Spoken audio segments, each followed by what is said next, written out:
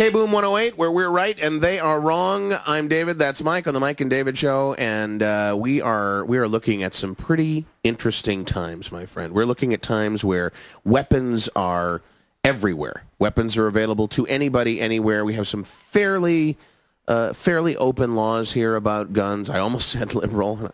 Please, easy. You don't want to get us kicked off the air? That's right. Kick me. I mean, stop me for doing that. But we still though are not totally free.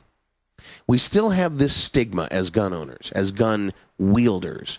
We still have this stigma of being big, fat white guys, big, fat, loud, boisterous white guys that want everything for themselves. Nothing for the minorities, nothing for...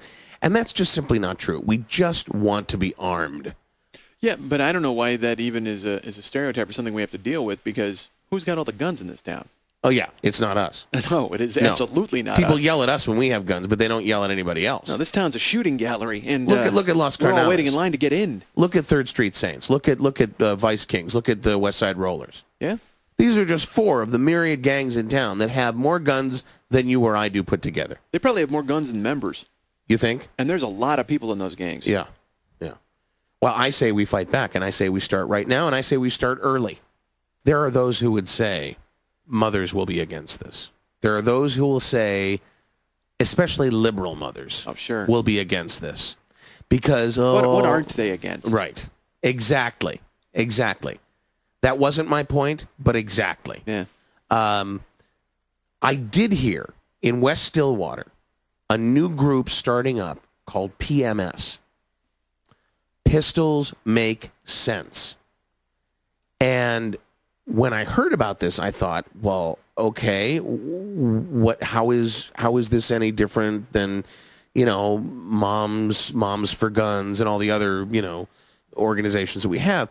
But their monthly meetings are a complete bloodbath. Well, they got to meet twice a month, probably? Consecutive days? Yes. Okay. Yes, yeah, they have the 2 because some people, they can't make it on one day or the other, so they do that. So I think that's where we start, because here you have women who are on a monthly basis just getting all the bitchiness out. They're just getting real. In some cases a tear or 2 as they talk about their experiences. So pistols make sense. So this is a retreat? Are they learning to shoot? It's it's like any other, hey, let's get together and I'll sell you cosmetics and I'll sell you food storage items and whatnot. It's one of those kind of things. You get together with your girls and you, how women do, they'll get together and they'll show each other how to use dildos and how to wear sexy hot clothes. Those parties, not sex parties per se, because, Lord knows those are fun too. The toy parties.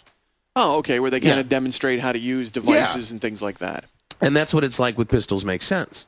They show you how to clean a gun. They show you how to fire a gun. They show you how to hide a gun once you've done something maybe you're not so proud of. They take you through the whole thing, and they, as you said, remove the stigma. If we start with these, many of these women are mothers.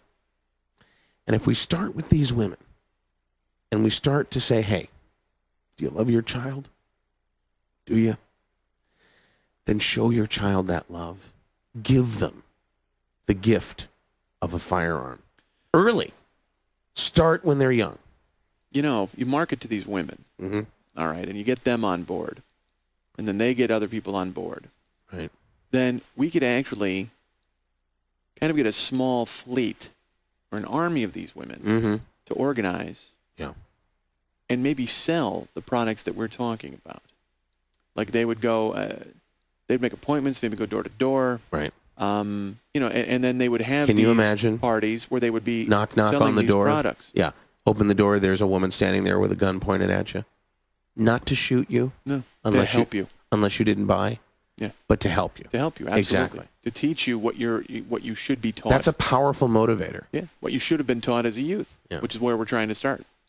And you could have incentives for these women. I mean, almost like monthly sales contests. You could have, what would be good? I mean, you could really come up with something. Somebody who really goes above and beyond. You could give them how about a car? I mean, you could give them a car, and it would just, then everybody in town would know that they were Oh, like they do with the cosmetics companies. Yeah. They do the pink cars. Instead of that, Absolutely. camo. Oh, my God. That's Camouflage. Perfect. That is perfect. Camouflage, high-end camouflage car. Trick it out. Trick that car out. Yeah. And put it and armor it up and Kevlar it. And you know who would do this? I know the guys would do it down at Rim Jobs. You think so? They would do it. Of course.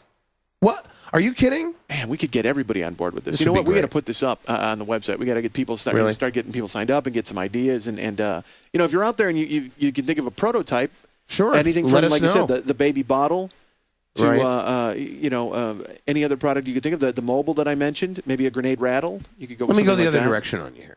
Let me go the other direction.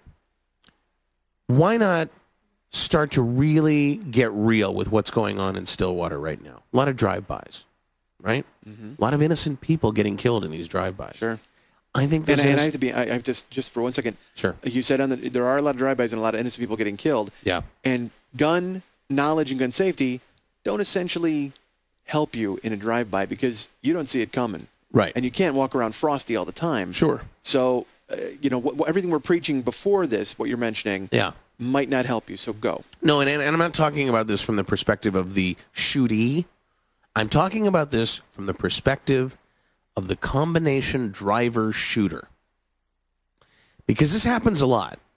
You know, the traditional drive-by is a driver and others who shoot, right? Right. A driver, the windows go down, the people in the passenger seat and in the passenger side back seat, they're the ones wielding the weapons, right? Right. I've seen this happen more and more these days where the driver himself rolls down the passenger window, shoots across through the car to a drive-by, sort of a combo deal, right? Driver and shooter. That's pretty rough. Well, it wouldn't be if we actually did gun training while we were doing driver training and if we tested that skill when you go for your driver's license. So you would have a combination test of not only driving, Yeah. but marksmanship. Right. And I'm going to tell you, I'm going to go out on a limb here. I'm going to say it's going to be easier once you get the proper training to pass that test than it would be to parallel park. Wow. And more efficient. You get more done. Are you kidding me? Yeah. You know, none of this craning your neck over your shoulder to see where you're... No. It's a simple turn to the head, to the right, pop, pop. Bang, gone. And also, Right. there's a lot less looking in the rearview mirror. Did I get him? Did I get him? Right. You know you got it. That's right. This is the celebration that is gun ownership. This is how you celebrate gun ownership. This is how you celebrate being free to have as many guns as you want, to use them anyway. And this is something all gun owners should do. They shouldn't just own a gun, period, for defense or whatever you think you need it for. You should innovate. You should figure out uses for your gun and uses for your abilities with a gun that help you and the others around you. Absolutely. All through history, you have examples of products that were meant for one thing, but found purchase with some other use. Like spaghetti. What was spaghetti supposed to be? I'm not sure. But you read that on the internet. I did. Spaghetti Okay, initially, I think, was a weapon. I did not know that. Yes, it was because it's a hard pasta, and then when you boil it down, it gets soft. Right. Well, initially, it was developed hard as a weapon, and it was almost like the first cluster bomb. You know, where they would throw it and it would crack and it would go flying all over the place. Yeah, sure. Yeah, or then you could like soften it up. Right. And also, then it would become almost like a net of some sort. And then it eventually turned out to also be delicious. Huh. You know, I love coming into work every day with you. Oh, really? It's nice. Amazing. It's amazing. That guy over there, that's Mike. I'm David. It's the Mike and David Show on K-Boom 108, where we're right and they're wrong, and we'll be right back.